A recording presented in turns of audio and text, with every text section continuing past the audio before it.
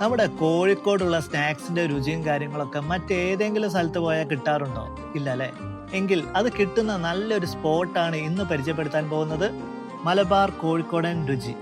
ഇവരുടെ main highlight എന്ന് പറയുന്നത് ഇവരുടെ ചായയുടെ രുചിയും അതുപോലെ തന്നെ വെറൈറ്റി ഓഫ് എണ്ണക്കടികളുമാണ്.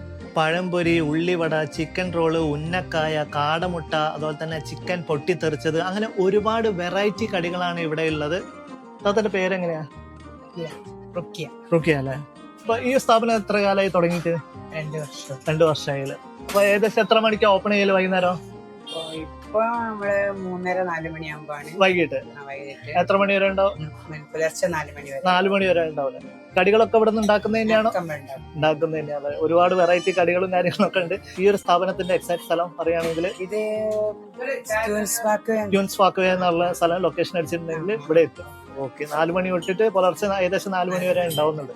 നിങ്ങൾ ബേസിക്കലി കോഴിക്കോട് തന്നെയാണ്?